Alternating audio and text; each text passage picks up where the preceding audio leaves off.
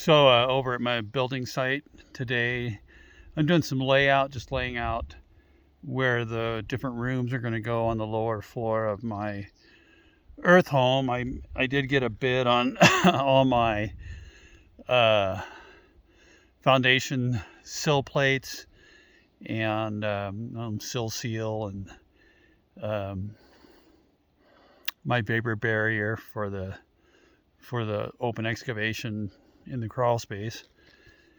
But while I was sitting here dinking around, I had a black fox walk right through with black with a silver tip on its tail. And I just took a excuse me, walked onto my riding arena with Mizpah. On the way back up, we encountered a moose. So the moose is back again this year. Looked like probably the same one, just he's grown quite a bit. But I don't know, I didn't get a good look at the, oh, there he goes over there. But I didn't get a good look to see what his rack looked like, if he's grown, or I'm not sure if moose shed their racks every year like deer or not. But anyways, that's what I got going. I'll just show you over here what I've got.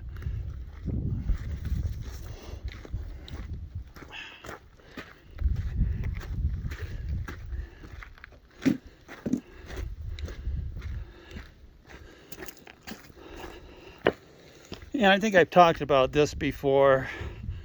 I'm going to go ahead and enclose this area in. This will be my like a mud room, but I'll have my washer and dryer and a deep sink. I'll probably have my PEX manifolds for my plumbing in the area too.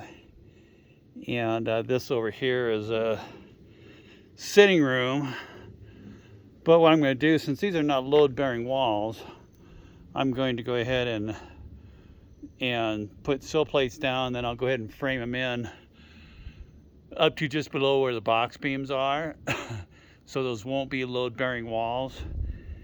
And same thing over here. I'll frame these in, and I'm probably just going to use either OSB or regular plywood on the inside of on the outside of those. And I will be able to, I'll go ahead and put probably just roofing felt on the inside, because we will be taking and blowing in shotcrete to this area, probably about to, well, it'll be about probably about to right there, so probably an inch and a half in. And again, these beams will be exposed on the interior. And what I'm doing over here is the same thing. I'll probably have to grind some of this flat, because some of this is a little high in different places, yeah, like in here especially. And that occurred when the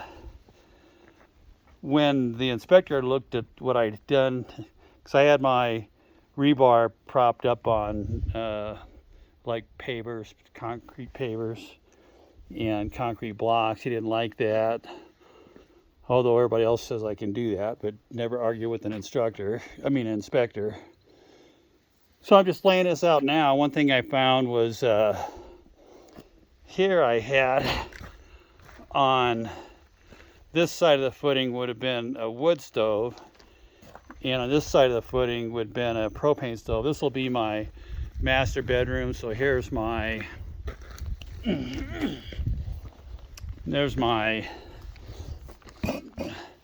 that's my vertex point there.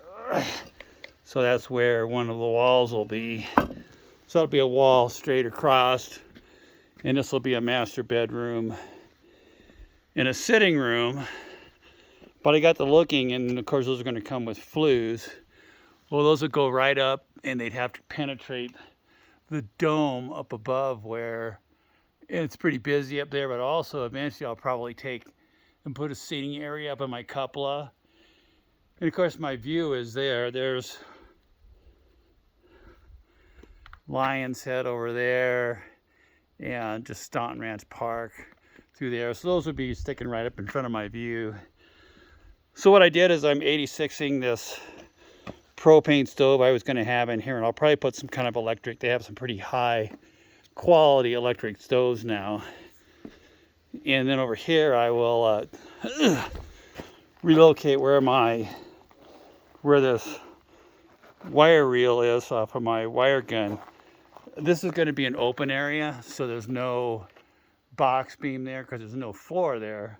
So it'll be an open area that's basically just curves around, and that'll be the center line. And it'll curve back over to this point. So this will be essentially a hole that'll be open from above to let light into the lower. So I'll place my wood stove here, and then I'll penetrate my dome up there, just right by the cupola, but that'll be behind where my cupola is, so you know, no harm, no foul. Won't be, there's nothing to see back there, it's just a lot of trees and stuff. So that's what I'm doing today. Just like I said, I'm ordering materials, trying to picture in my mind how I want this to look, how my different fixtures and stuff will be. And then of course I'll have to put trap doors in on all these open excavation areas, so if I need to get down in there, I can get down in there. I might place a maybe not there, but over in this area I'll probably place maybe like a 500-gallon flat water holding tank. Could be over there, we'll see. There's where my of course I've thought this all out before. There's my tight line for my septic going through that, and it'll go down and tie into the septic tank. I did put an extra pipe in here, and same thing, I'll just run that down and dead end it for future use. This area here, there's where my 350M CMs are going to come through, is in this. I gotta fix that. I'm gonna put some tape on that. And then so the conduit will go up, and I'll have a junction box up there. There's the larger conductor, larger conduit is where my feed from down at the barn is coming up. And then the smaller conduit is for my temp service, which is this conduit there. Then it runs out and runs over to my job shack. And then I have my temp service here, just for 120 volts. Then I put a, anyways, I put a 240 outlet there, which I run my welder on for any welding that I'm doing for rebar, incidental stuff that comes out. And you'll see that there's a white conduit there. That's going to be for my water line. And then another smaller conduit that's dead ended there. Those all get run up. And I'll put probably like a 7 by 7 foot meter vault up there for all my connections. And one thing that I talked to my well guy, and I had thought about putting a manifold up there so I could also have water down to my barn, but I think we're going to run 2 water lines in that white conduit, and I'll run it over to my PEX manifold that I'm putting over here. So I'll be able to actually shut the water off to the barn from inside the dome.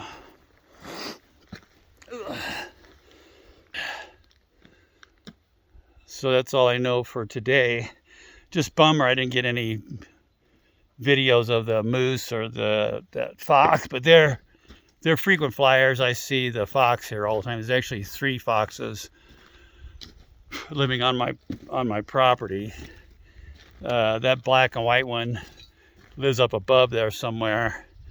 Then I have a red fox that lives kind of in the middle here, really right in that pile of rock there, down on the downside of it.